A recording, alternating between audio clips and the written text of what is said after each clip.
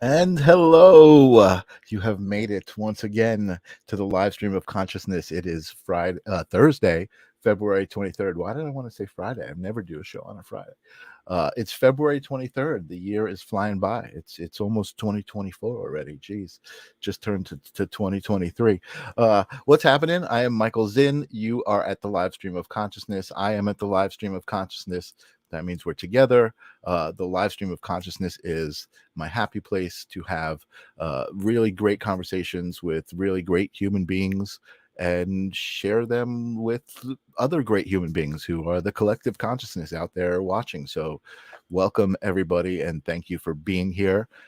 If you're new, say hello. I have this bell that I will ring. Oh, I'm not trying to ring it right now. I will ring it if you are new and you subscribe. It's kind of like my new gimmick to try to get people to subscribe to the show.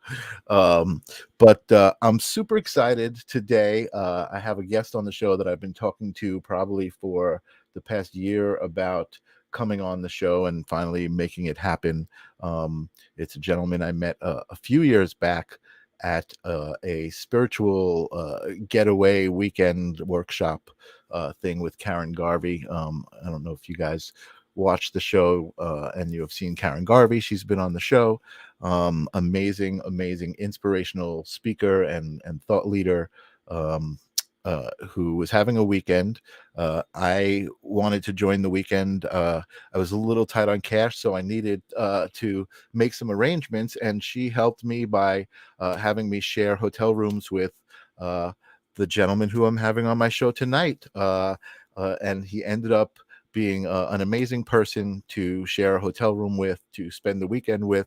And then eventually became my dentist. So it's a very interesting story. Welcome to the show, Dr. Joseph Morris. What's up, Joe? Hi, Mike. How are you? Thanks for having me on. You are welcome. I'm so happy that you are here. It's been a year in the making, but it's an interesting story that I want to get to. When we met, we kind of talked about this idea called Channel Zen, which this probably would have been a part of, or maybe this evolved into that, but we will get to that. I don't know if you had a chance to take a look at what I'm doing here on the live stream of consciousness. I know I told you that I have great conversations with great people. Uh, but there is kind of a procedure that we have to follow, and that is I need you to answer my first question to get us on kind of the same page, and it is the live stream of consciousness. And that question is, what does that mean? What is consciousness? What does consciousness mean to Oh, Dr. boy. Joseph Morris? Oh, you dive right deep, really, right off the bat. Consciousness. I do. Oh, I am. So therefore, I think, or I think, therefore, I am. Consciousness. I think it ties into the whole world. A lot of times you can use the word dependent origination, where everything's dependent upon everything. Mhm. So I think consciousness is a universal, worldwide. Well, I'm going reverse. Worldwide, universal type of a procedure, thought process where we're tied together, Mhm. where it gives you your experiences, um, whether it's created by yourself. So the experience of creation of your experience. Okay, and that's what consciousness is. That's a great answer. I love that question because I always get a little bit of a different answer, but it's always kind of it's the same. Sometimes it's from the I am perspective. Sometimes it's from the collective perspective. I had an Australian woman, Gemma Starr, on the show who came at it from the spaces in between all of that Okay. perspective, which was really cool. It was definitely so. It's just this definition that keeps growing each week when I ask that question. And I've got some people out there. Welcome, you. Tim is in Brazil. He's saying "Hola, Dr. Morris." Hola, Tim. Jilly B, a good listener, is also welcoming you. Thank you. And Tim is saying he loves your CA door sign. Oh, he's taking a look at your the sign on your door. Yeah, cool. Awesome. And Janice is out there too saying hello. What's up, Janice? Hey, Janice. Awesome. So, okay, so great start. You've been properly initiated. The next question kind of gets us into the conversation. And I know that you are on a similar page as I am because we did this weekend together. And when I say the similar page, I'm talking about the page of reality kind of being a little bit more, or not quite what we were taught in school as far as like the basics of reality, but what's outside of reality. My question is there a moment or a great story that you have about when you realized that, when you suddenly were like, oh wow, there's more to this world than I've been taught or than I thought? Or is it something that you just kind of always knew from being a kid? Yeah, that's a good question. I don't know if there's a moment, but I think, I think like you, and I think a lot of the listeners and a lot of people that are brought to your live stream of consciousness and asking those kind of questions, you're seekers, and you have a tendency to look deeper into things, and you look for people to guide you. You mentioned Karen Garvey, a wonderful friend and mentor. Um, I think you mentioned I do Tony Robbins. You read and you read, and you seek. So I think I always knew there was something more. I don't know if I could put my finger on it, Mm-hmm. but now I'm finding that you really, truly can create your reality. And so that means reality is, there's a phone in my hand, but can I make it ring? Or can I create a happiness? I can be happy because it's a choice. Mm-hmm. It's not always easy. Sometimes it's a challenge, and that's part of life too. Mm-hmm. Um, but I think the fact that it was just when I reached a certain group of people, which included you with the spiritual billionaires Mm-hmm. and finding Karen, and a lot of the people, my carbonites, and a lot of people that I find that you can create things. So when you can create your own reality, then it's not what you expect. There you go. It's better than you expect usually, Right.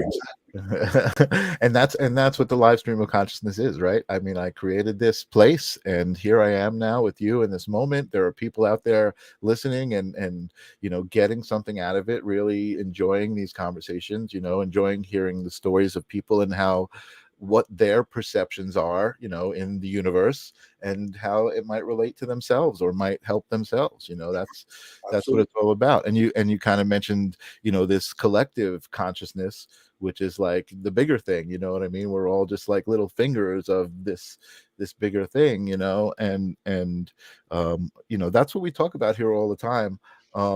So you talked about, what did you call it? The carbonites? Is that another, what's that? Carbonites is another group um, that we get together with Karen as a mediator, I guess, Mm-hmm. for lack of a better word. And we do what we're doing now. Mm-hmm. We listen, we talk to each other, we come together with parts of our human reality and how we can deal with it. We talk to our guides. I'm a big believer and one of the things, I think, to answer a previous question more depth, I discovered that I can listen. My guides are talking to me, and if you're, and I think everyone, guides can talk to you, and if you listen, you get some good answers. The trick is listening, and then if you can hear, then you have to figure out what it means, Mm-hmm. Mm-hmm. and that can be, an up and down challenge too. But the Carbonites are a group of people. Um, Several of them were the first spiritual billionaires that we did in New Jersey at Lisa's house. Mm-hmm. Um, and they're part of my family now, as you are. I mean, Yeah. the connection we made that weekend, driving together and spending, time away from the group, too, Yeah. was a special time. That's awesome. That's awesome. I'm kind of envious because I feel like life has really like kind of taken over a lot of my time in the past couple of years, and I don't get to do that kind of thing. So let's go back to that weekend a little bit and talk about it, because for me, I think it was a little bit different than it was for everyone else, but I think everyone else kind of got a little bit of that magic as well. And I guess the spiritual billionaires weekend, for people who are kind of wondering what that might be, is a weekend, like Joe said, moderated by Karen Garvey, in some thought exercises, and collective connecting exercises, ways to really raise the vibration, of the planet together, and have those moments, connecting with other people that are on that same frequency, and just really, feeling it in the room, meditation, past life sessions, things like that are, I think, we talk about energy here a lot on the live stream of consciousness. I think those experiences are elevated when you're in a group like that with a very specific intention to elevate the experience to that level. Without a doubt, intention is the biggest thing. Yeah. You Yeah. can you can set intention. You can do a lot, and you can do that going to bed. If you set an intention that you want to hear from somebody, Right. or get some advice, the dreams, if you want to call them dreams, for lack of a better word, but the stories that your guides will bring to you can help guide you through that. So intent, that's a great word, my guy. When you do that, Yeah. you set your intention every morning with gratitude and love, and great things will happen. And you're a good example of that. Thank you. Thank you. I appreciate that. You know what? You said something that just made me smile about dreams. And you said, if you could even call them dreams. And that's because I guess I feel like I have the same connection to, dreams. Now let's put it in quotes, right? Because I feel like it is an actual connection to an alternate reality, or not even an alternate reality, the same current reality, just a different frequency of the same reality. I um totally agree. yeah, and that's awesome. I love that feeling too. That's like, it's almost a comforting feeling. I think that, something else that, ties the spiritual community together, that I've been realizing lately, is kind of like, and I realize this through my interactions with other people who have very serious fear of death, like they're afraid to die. Mhm. And I'm just like, so not afraid to die, you know what I mean? Like, I'm like, almost, I've talked about it here, like I'm almost looking forward to it, like the next adventure, you know what I mean? Like, not in a like, oh man, I want to die kind of way, but like, I'm not afraid to die. And I think that is something that takes so much, tension and pressure and stress off of life. You know what I mean? Like, so many people living life who are afraid of dying, that's half of their battle every day, is like, oh my God, am I going to make it through the day? Am I going to die? I But can't. You know, considering that's something that's going to happen, whether right, whether you're afraid of it or not, it's going to happen. So why be afraid of it? right, right, right. It's definitely an interesting, connection with faith. That kind of not fearing death is just, hey, I have faith, that I am an energy source, and I will persist. I will get through that process. Maybe you won't recognize me when I'm done on the other side, but I will recognize myself. Well, I'm glad you said that, because I was going to turn the table a little bit and ask you why you're not afraid to die. But yeah, that's a great answer. It's a great answer. Yeah, I mean, and you said it too. Like, it's not something I can avoid. You know what I mean? Like, am I gonna like dedicate my life to trying to avoid that? Like, am I gonna be a mad scientist? Looking for that fountain of youth, or trying to figure out how to transplant my consciousness into a robot? I mean, Well, somebody, a wise person once told me that if you can handle the worst thing that'll happen, then you become super person. I won't even put a pronoun in there. mhm, mhm.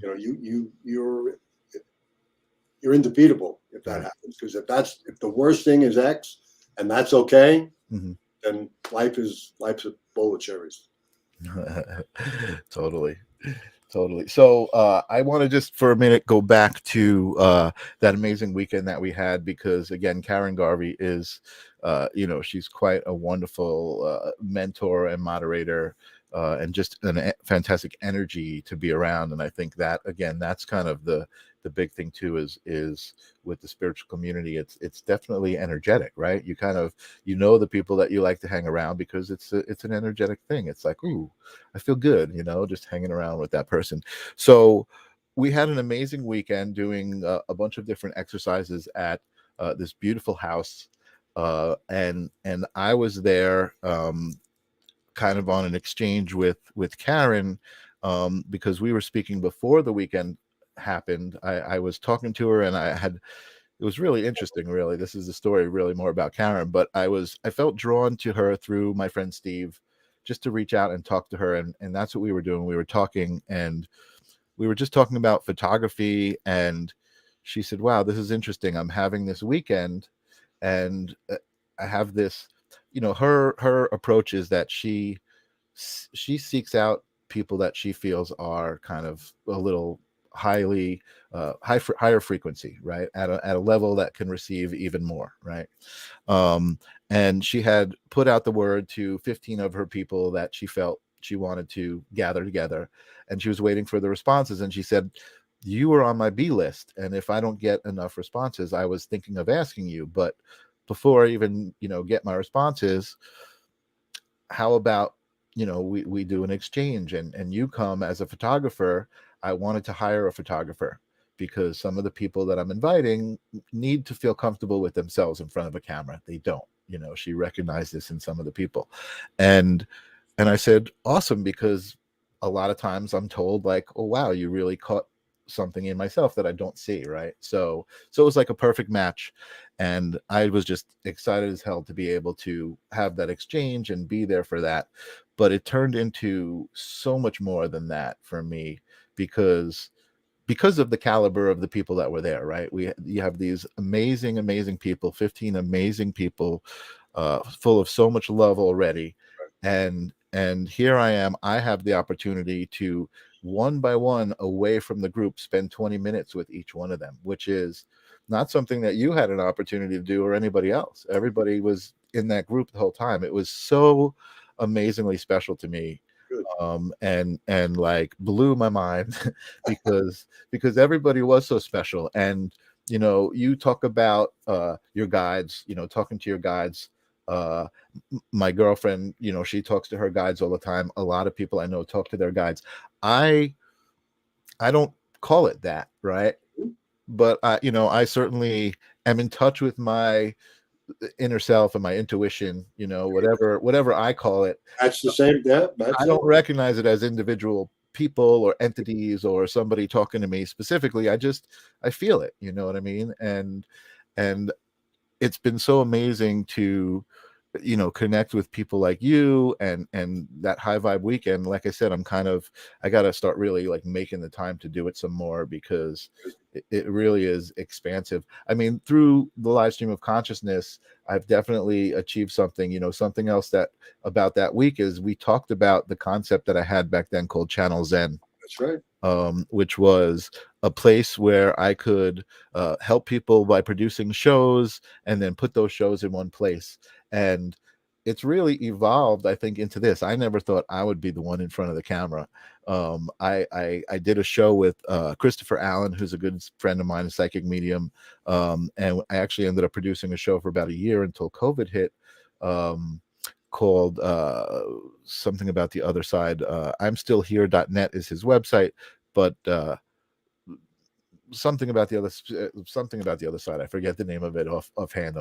I'm like in that nervous head, but it was an amazing experience producing that show, and it really was a part of this journey in getting here to this, to having my own show. And beyond the show itself, it's become so much more for me. It's just become a happy place to me. It's become a lesson in intention, a lesson in just showing up. It's afforded me conversations with people like Tommy Chong, Yeah. and I had a conversation with this guy who calls himself Flat Earth Dave. um and you know what, really the funny thing is, like, I didn't want to like learn about why the earth is flat or even talk about that. I just wanted to get on the same page with him, you know what I mean? Because so many people fight with him on the internet. I had seen That's what I had seen, and I was like, oh, I want to give this guy, I want to talk to him, you know what I mean? Like, so I had a great conversation with him. And not to go on too long about this, but the other thing that came from this show is I did a show for a little while called The Strange and Wonderful. And that show was one of the listeners of the live stream of consciousness, Courtney, if she's out there, uh, got in touch with me, and she said, I want to do a show about people called The Strange and Unusual. And Okay. I said, okay, what is that about? And she said, well, uh, and I've told this story, so forgive me to my listeners, but she said, I'm a little bit strange, and I feel like people should know it's not like I'm just a normal person, but you may think I'm strange. And I said, how are you strange? And she told me that she has a relationship with a doll, like a life-size doll. And I was like, okay. And I really wasn't like, my mind didn't go anywhere like that it shouldn't. I wasn't like, oh, well, does she have sex with the doll, or what is this? I was just like, how do you have a relationship with a doll? What does that even mean? You know what I mean? And so I became curious about it, and I said that's pretty cool. I said, why don't we call it Strange and Wonderful? There and you go. and she said okay, So and we started the show. And again, she told me about herself. I felt no judgment, which really was like so cool to like almost feel your heart expand as you talk to someone and just be like, wow, like I totally accept you even though you're totally different than me. And our first show, we had our guest was a trans woman who also had a relationship with a doll, with just an amazing story to tell. And I literally felt my heart and my head expand as I was having these conversations and doing what I'm doing here. Like it's just such an amazing outlet for me. I do it for myself. It's therapy, but I also do it for people like you, and to have these conversations. And you know what, it's happening. I had a great conversation with Lori Ladd, a great author, who's she was on the Spiritual Billionaires tonight. I didn't get a chance to watch it, but she was on not the Spiritual Billionaires, their book club. So I'm gonna have to watch the replay. But anyway, all right, enough about me. I'm just blabbering on about. well, Mike, let me interrupt for a second. I got to tell you. See, the things you said there is the savior of the world. Mm, Curiosity, hearing people's stories, growing your heart, and growing your mind by listening to people. mhm, No matter if they're flat Earth or dolls, mhm. or it doesn't matter what. If you take that curiosity, one person at a time, you save the world. Wow. You just made me get chills. That's amazing, because that's kind of what I feel. It just feels so right to do this and just have these conversations. So then let's turn the tables back to you and give you the space that we're here to create. And tell me a little bit about your journey. I know that you're an avid fan of, like you said, thinking. Critical thinking and kind of inspirational thinking. Tony Robbins. You've been to Tony Robbins events, which I know are like huge, energetic whirlwinds, of power and energy. So tell me how you got into that. Um, I guess, and I want to also talk about your being a dentist a little bit too. But tell me how you got into that stuff first. Sure. Like I said earlier, I'm a seeker. I've been for all my life. As a younger person, I probably didn't have, I don't know, the words. I don't want to use sophistication, but just the knowledge of where to look, I guess. Mhm. And I was talking to a friend of mine about Tony Robbins, and I've read his book, Awaken the Giant Within, and I have cassette tapes of him. So that tells me how long ago this was, that it was cassette tapes. Everybody know what cassette tapes are? Um, but okay, so we talked about it. So I said, you know what, I'm going to go online and I'm going to look, and I did. And how much it cost to go to one of the seminars? I said, what are you, crazy? So I put it on the table for 20 minutes. I went back, and before you know it, I'm talking to this English lady, and going to London for my first Tony Robbins event. Wow. Um, I remember the cassettes. I remember my yeah, brother giving me one of those cassettes, and it was like that was the thing back then. It was like Tony Robbins on cassette. on the cassettes. And people might know him from What was that movie, Shallow Hal? He was in a movie Oh yeah, that's right. with That's Jack right. Black and Tim, thank you. played Tim is saying, Paltrow in the yeah, suit. yeah, I remember that. Tim is saying I know I feel my heart and mind expanding here every week. Thank you so much, brother. Tim was my guest here a few weeks ago, but Nice. or last week I think it was. Uh, but anyway, yeah. So go on. So I go to London, not knowing what to do. My first time in London, It was wonderful. And, you know, so again, it's not just Tony Robbins. I spent time in a European country, a lot like New York, I guess, but different because it was so worldly. People, everybody I talked to, just sightseeing a little bit, Mm-hmm. had such an amazing worldview. So again, you talk about heart and minds expanding. Mm-hmm. They knew more about my politics in the United States than I did. They had more definitive opinions, Wow. and that was amazing. So now I go to Tony, and I'm sitting there, and luckily I was in the first 20 rows. Cool. And the man is literally bigger than life. He's like, I don't know, 614 feet tall or something. But the words he spoke were like arrows into my brain, arrows into my heart, like what you were saying. Mm-hmm. And it was like he was talking to me. Not anything that I don't think anybody listens would hear, hasn't heard before. A lot of it, you know, the 6 human needs and Right. Right. all that kind of stuff. It's all psychology. Right. But what he did, it was like he could reach into you. Where's my hand? He could reach in, he holds you, he could knock off this, knock off that, pull it out, and then put it back in. And it Wow. was, That's and a it was, great you know, analogy. Yeah. yeah, it was, you know, it was beautiful. So I spent about a year and a half, or maybe 2 years in Tony I did a platinum partner thing, and I was probably at 8 or 9 events. Wow. We fire walked. Wow. Tell me about that. Tell me about the firewalk. Fire walk, boy, is scary. He spends a good part of one day preparing you for the firewalk, and you're in this big auditorium. Think of, I don't know where people are, but think of Madison Square Garden, full of people, and everybody takes their shoes and socks off and leaves them at their seat, and we all walk out, and we're chanting as we walk, and What we're are walking, you we're chanting? walking, and we're walking, and we get to these 4-foot wide, 15 feet long charcoal walkways. Okay. And again, I was lucky that I had Tony actually was on my charcoal walk. Nice. Grabbed me. What's the chant? I don't mean to interrupt. What's the chant? I wish I remembered. Yeah. Okay. I honestly, it was hypnotic. It was just, we were just, I can imagine. Yeah, I'm picturing picturing the whole scene. Were there drummers like? No drummers, but we were all chanting, and we get there, and he grabbed me, put his hand here, and he said, "Joseph, you got this." And he went shunk, and you just boom, boom, boom, boom, boom. You get to the other end, and it was liberation. Wow. They grab you and they wipe your feet off, because that's when people get injured, when there's leftover cold. Yeah. We did, so part of the other meetings, some of the big meetings are 5, 7, 10,000 people.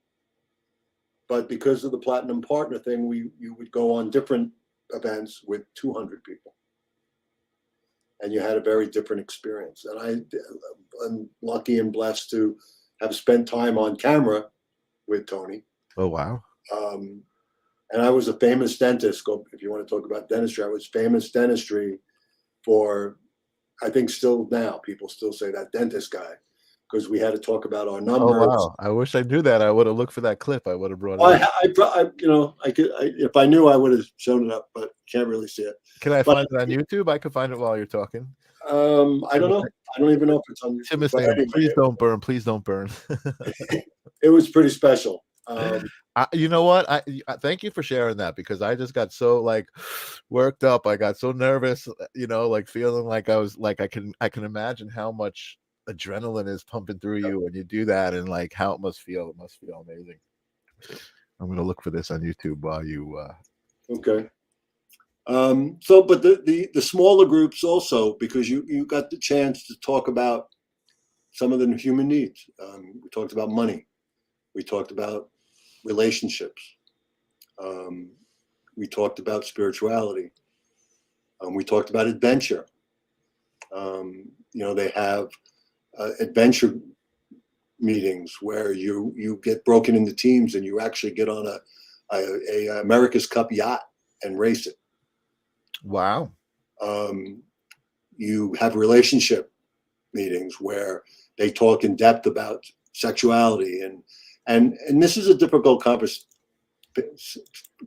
I don't know if it's stream of consciousness, but talking about femininity and masculinity and what that means, and the diode, the plus and the minus, the yin and the yang, whatever. Right. They talk about spirituality very deeply. There was very guided meditations in India, that kind of thing. So it's a very human type of thing, but it's also broader than that. And that brought me to Karen, a friend of mine. I can't say how I know her because I get in trouble with HIPAA. But she said to me, Joe, I have a woman that you need to meet. Oh, I hope I didn't get you in trouble, by the way. Oh, no. With you gave it up, so it's okay. Okay. This woman didn't, so I'm not going to mention it. Gotcha. But she said you made me think for a second. Yeah, no, it's all right. Wait, I got to go. The door's knocked. Somebody's knocking in my door. So I got this woman you need to meet, and I went to Karen, and she had the year before us. She does it every year, and unfortunately, every year it's always a Saturday I work, so I get there late. But I get there late. And I came in, my first one, I sat in the front, and I'll say this with a smile on my face. The first 20 minutes, all I heard her say was, walk, because she was so beautiful. I couldn't separate that out. But then I realized that the beauty was not only outward, but inward. Yeah. And I did hear more than I expected. Right. And, ever since, so I talk to her weekly. I'm blessed to be able to do that. Oh, that's great. Yeah, you know what? You make a good point. I feel like she's definitely one of those humans that makes you realize what it is to be human and not put that whole sexuality thing into it. You know what I mean? Like, and you said that actually also you said that you were having conversations in these groups about masculinity and femininity, and it made me start thinking like, they don't really have conversations about it. You just are kind of born into it, and it is what it is until recently with all of the pronoun stuff and all of these kinds of things that are happening. The conversations were never like, well, I mean, there were sayings like boys will be boys and things, and I certainly see some of the negative aspects of the system and the way the masculine and feminine thing is set up, but that's what's so important about what you're saying. Like, we never have conversations about that and how those energies should be interacting with each other, you know what I mean, on a more copacetic basis. Now it can be confusing, when on just even a simple, and I don't know if those are good words either, but a simple type of situation where, what does a woman want as a single guy? What does a woman want? And does she want me to be a nice guy, or does she want me to be a strong guy, or whatever? It doesn't mean. But now you get into much more diverse discussions about what it means to be masculine if you're a female. Right. What does it mean if you don't feel either of them? And those are difficult conversations. But along the line of what you started tonight with, if you don't have the opportunity to at least engage in conversations, you never know. That's right. I mean, as far as all of that goes, I mean, I don't see, it's certainly, I believe that everybody should have freedom of choice to do what they wish, as long as they're not harming anybody else. But growing up, it was certainly like, it was okay to be a masculine female or a feminine male. To me, it was okay. To other people with different levels of ideas of that, to some over masculine guys, feminine guys were gay and not acceptable because they had this feminine attribute. But to me, I was always obviously accepting of whoever you were, and then obviously I feel like in today's world it's gotten more to the extreme where it's like, okay, I'm not just gonna be a masculine female, I'm gonna emulate a male, as physically, as much as I can. And I think, more power to the people who are having success with it. I understand also people have issues, from it, and I feel for them, but that's their journey, right? I mean, that's And the journey again, it comes back to I think that we're seeing these because now people are more apt to open to different journeys, hmm hmm and the creation of their own journey. hmm hmm You hmm know, I like because that. Yeah, there. it's not always about what happens; it's how you deal with what happens. Right. We people, you made me feel this way, and I'm not sure. Again, I'm not saying it's simple, but the only person that makes you feel anyway is you. That sounds simple to me, Joe. Um, But and, it's hard if somebody calls you, you're a blankety blankety blank, right. and it's hard not to take that personally. But did Right. it really? Well, I mean, I guess that's a different conversation about of society course, and where it puts people and what it makes them think. Julie B is bringing up a good point, saying each of us have both masculine and feminine qualities. Absolutely, without and and again, it should be up to us as to which qualities we like to express. You know what I mean? More. What feels more comfortable. It's certainly not a problem with me, and again, I guess that's part of why The Strange and Wonderful works so well, because I was just, and it's interesting to go back for that for a second. Like that particular show brought me conversations with. There was a gentleman called the Lizard Man who's actually in Ripley's Believe It or Not. He's in there. He's in like 7 or 8 Ripley's Believe It or Not museums around the country. He's called the Lizard Man, and he's tattooed from head to toe with like lizard scales, and he has body modification. His tongue is split in the middle. He has his teeth shaved to fangs. He's got like some things in his forehead that create wow. bumps and stuff. And it was the most amazing conversation I've had it's funny because that's a quick cool story that's related to the live stream of consciousness, and how I feel like it was such a cool kind of spin-off of this show, is that was very spiritual. And that is that um as I was telling a friend about the Lizard Man, and I was having this guy on the show, and I brought up a picture on the internet, and she was so taken aback and like, "Oh my God, how could you do that to yourself? Why would you do that to yourself? You're immediately cutting off 50% of the people in the world from even wanting to talk to you." And I'm like, that's brilliant. I'm like, he's cutting off 50% of the people that don't understand what he's doing, so why would he want to really waste his time with them anyway? You know what I mean? Like I was like, that is so brilliant, and there's so much intention behind it. And I intuitively kind of felt that. And when I talked to him, I asked him about that, and he said, absolutely. He said that's a big part of it. And he was doing like freak show, sideshow stuff when he was younger, like putting nails through his face and all of that stuff. But Wow. to each his own, right? I mean, he's made his life. He's in 7 Ripley's Believe It or Not museums. I mean, that's quite an achievement, right? Very, very, very good stuff. Without a doubt. He could have come to me. I could have done his teeth for him. That's awesome. So let's talk about that, Joe. Were you a dentist before all this started, or? Yeah, I wanted to be a dentist since I was about 9 or 8 or 9. Wow. Yeah. My dentist when I was a kid was awful. Wow. Was not good. He would That's an draw interesting wrong story. teeth and all sorts. He would yell at me, "Why are you late?" I'm like, if I knew now what I knew then what I knew now, I'd say, "Dude, I'm 8. My mother tells me to get in the car. I get in the car. Yell at her. Don't yell at me for being late. It was her fault." But eventually my parents figured out that he wasn't a good dentist, and we switched. Mhm, And the gentleman we switched to, Murray Ellman, he's passed away now. mhm. I'm the old dentist now, so um, he was great, and he showed me all. And the other lip guy put nitrous on, and it was a mess.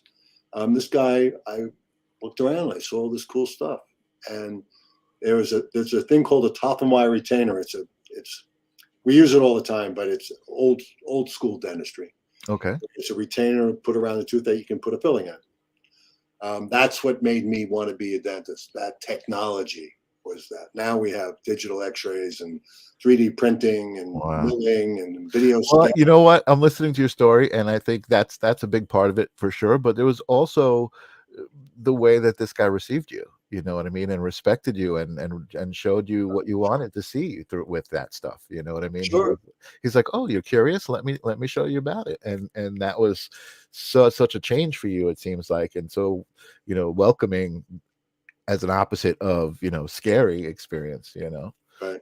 That's awesome. I agree. And he was a great guy, and he knew that I was going to try and get into dental school. He knew me through college. Wow. And then his wife was ill and he had to move. And then I lost track. We lost track. Wow. So he was your dentist from 9 or 10 years old all the way through college. That's awesome. So, and here I am almost 40 years later, still drilling and filling. So how long were you doing dentistry? Like, what turned you, if you talked about it, I apologize, but what turned, like, where did Tony Robbins come into the picture, like, suddenly, or was that the whole time, or? It's a continuum of my seeking. Mm-hmm. And I'll talk to you. We talk to people that are like-minded, and we would. And I've been aware of Tony. I mean, like I said, I had his book, "Waking the Giant Within," had the cassettes, and we were just talking. Some colleagues, as we would travel into the city every Thursday to working at NY, teaching at NYU one day a week, and Tony Robbins came up. I think maybe somebody saw Shallow Hal on Right. So we talked about it, and it kind of renewed an interest. And I had done a lot of reading in my years.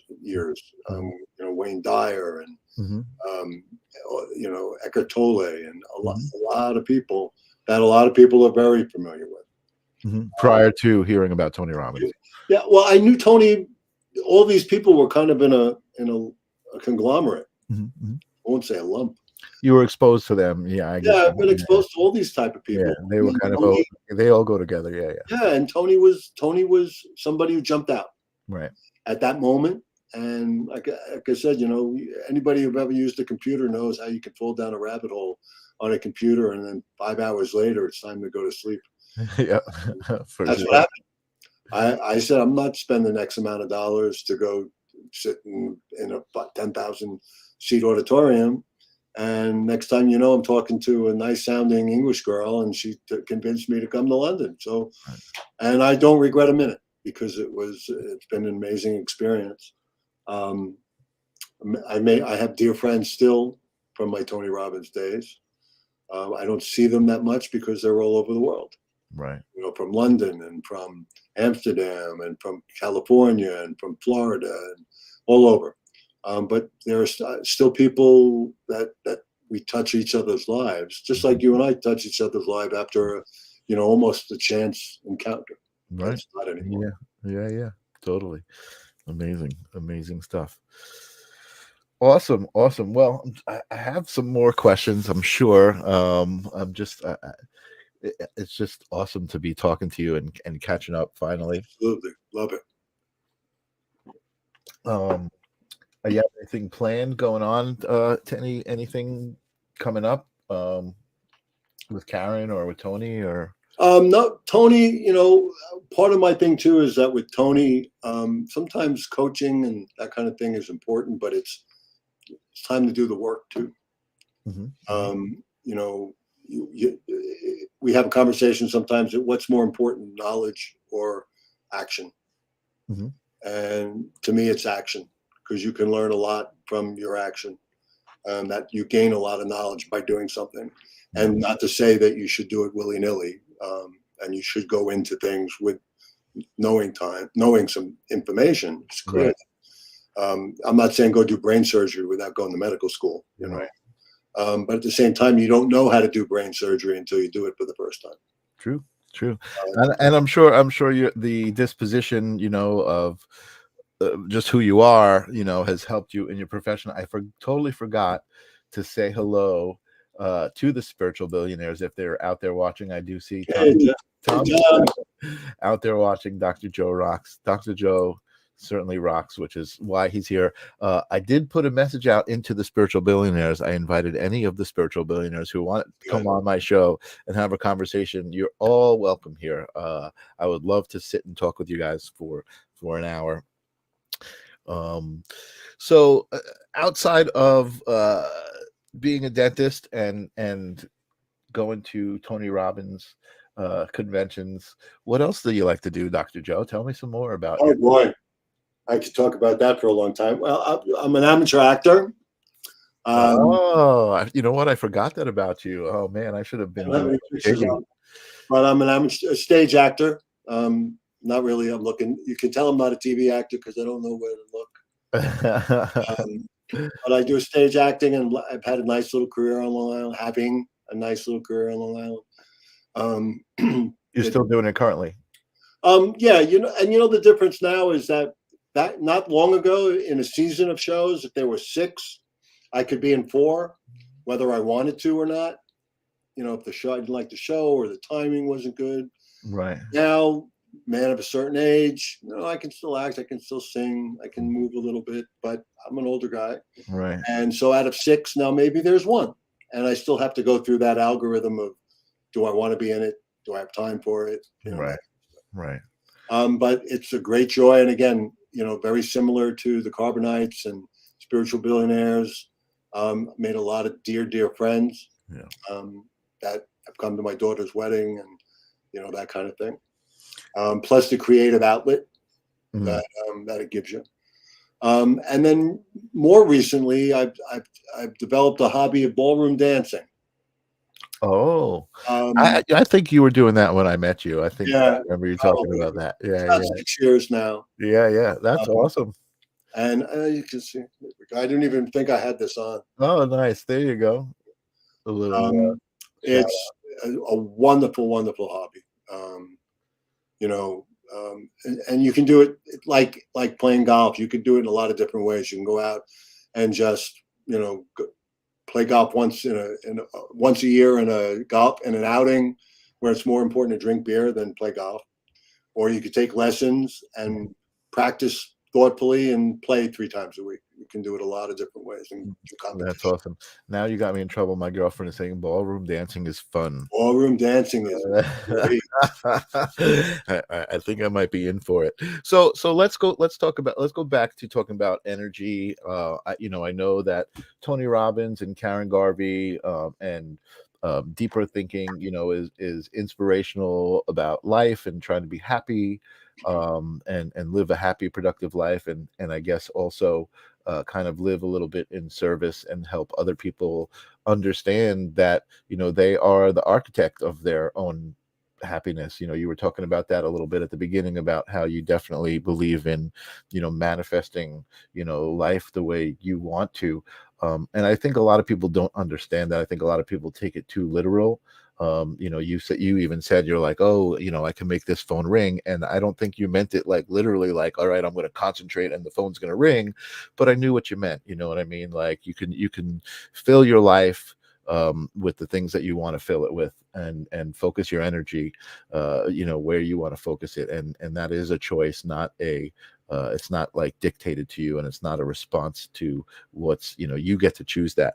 But outside of that, I want to talk about the metaphysical aspects of it. I know Karen does past life regressions and things like that. Have you had any experience with the metaphysical, any like ghosts, spirits? I know you said you talk to your guides. Is that related to that?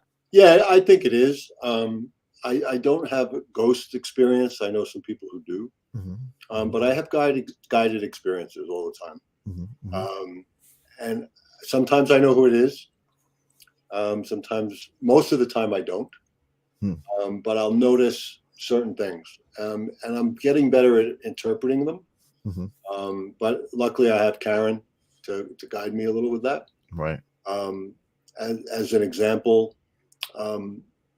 there was I'm in the city once a week, as I mentioned, and on my walking travels, I must have seen maybe 15 redheaded women. Okay. Not just Auburn. I mean, Lucille Ball, redheaded, you know, Right. and that was odd. So when something odd happens, I stick out and I think, okay, that's being. What does it mean? Right. I saw one time, again, the same amount of people carrying string instruments, you know, guitars or violins. Mm-hmm, mm-hmm. You know what they meant at the time, I don't remember now. Um, but to pay attention to that, and sometimes, you know, Karen finds our celebrity guides, you know, or different people that come into our life, and I have Rudolph Valentino as one of mine. He comes to me talking about perseverance and standing up if I'm feeling that, you know, my identity is questioned, because he had a lot of issues with that.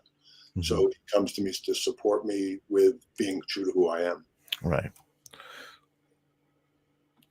And I think that's an important thing. Authenticity is something that's so important, and I think an attribute that is a part of spirituality. I think that's one of the things that brings spiritual people together, is that authenticity. And again, I feel like it was like, oh, I don't think I was necessarily looking for a dentist, you know what I mean? But having met you and being like, oh, like kind of like you said, like the dentist was never like a pleasant experience for me.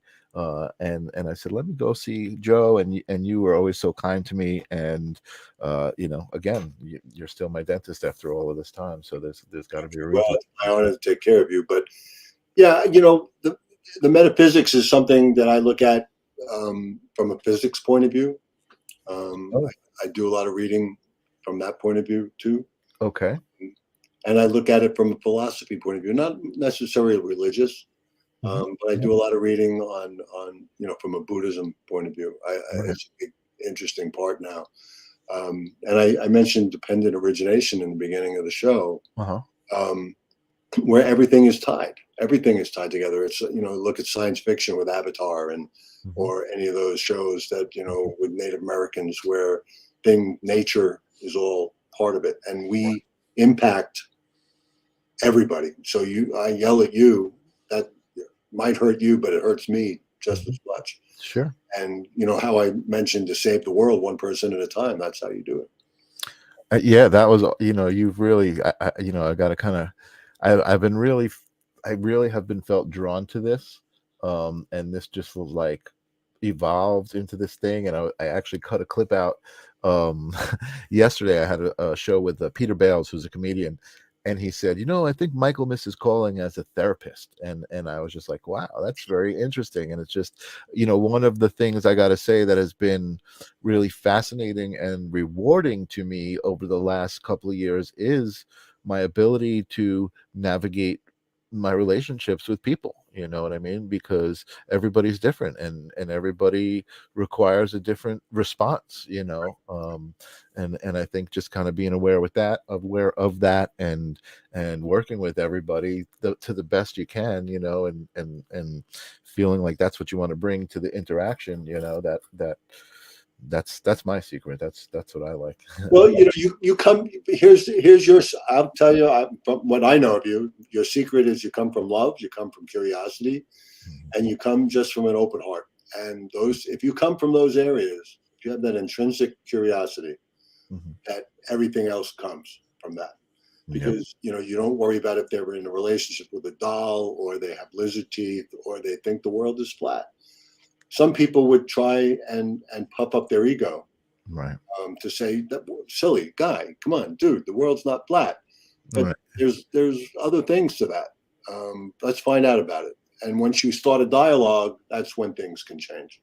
Yeah, absolutely. Yeah, I love that you recognize that. I can't tell you how much fun it was having you on my show. I would love to get from you. We have a couple of minutes left. We don't have to rush off, but I would love some words of wisdom from you, Joe. I love how you put Joe there. You don't like the formal Dr. Joseph R. Yeah, what's that? I don't know. But I would love some words of wisdom from Joe. I would actually like to make that a segment on my show every week. Okay, yeah, we could do that. The words of wisdom. come from love. Everything comes from love. And understand that you're doing the best you can at the level of consciousness you are now. Mm-hmm. And if you worry about what you talked about earlier, if you worry about this or worry about that, might happen and might not happen. And if it happens, deal with it. If it doesn't happen, why'd you worry about it? Right. So if you come from an open heart and you come from love and understand you're doing the best you can, then if I can say what I said before, life is a bowl of cherries. Yes. And I think that's the goal, right? People, you gotta look at life as a bowl of cherries. You gotta want it to be the bowl of cherries. And if you don't like cherries, pick something else. That's right, or whatever it is you love. It doesn't have. That's to be right. Bowl of ice cream, pizza. I don't care. Whatever it is. Relax, people. You don't have to be so literal. Awesome. Well, you know what? Before we go, I don't know if Tom is still out there. Tom, I see that you're on Facebook. If you could go to YouTube and check out the live stream of consciousness on YouTube and subscribe, then I could actually ring the bell tonight, which would be kind of cool. So let me know if you do that, or let me know if you intend to do that or subscribe to the show. Again, Joe, it's so great to have you in my life. And thank you so much for giving me your time. My pleasure, Mike. And being here. I'm going to probably see you again within 3 months, I'm sure. I'll be there. Well, I'd rather it be a will for a beer and a burger. I think that'd be better. That would be cool. You know what? We've talked about that for a while too. We finally made this happen. Maybe we can make that happen. Let me see if I got anybody out there random in the comments. I do have. Oh, look at that! I have Thomas Mayer saying, "I will do it now." You know, what? I will ring the bell now for Thomas. Thank you. Thank you. Thanks, Tom. Thanks, Tom. Thanks. Julie saying thanks, Joe. Ninja Kitty saying thanks, Joe. Tim, thanks, Joe. Everybody appreciates you being here and sharing your knowledge and your energy with us. I'm going to put you in the back room for a second. Don't go anywhere. I will see you in a minute. Okay. And that, ladies and gentlemen, is Dr. Joe Morris, better known as Joe. He's a great guy, as you can see. I'm so happy he decided to come on my show. I'm so happy that you guys decided to come back and be here, man. It's so good to have a little bit of a tribe, you know what I mean, and see you guys each week. Thank you, Tim, for your wonderful comments. Next week I have Adam Inzalaco, who is finally coming on the show, and that's going to be an interesting one. He is an artist who works with bugs. He's a bug taxidermist, so he takes bugs and he positions them and he puts them into these nice frames, and this creates this beautiful artwork. We'll see that stuff next week. Until then, I will see you guys next week. Peace.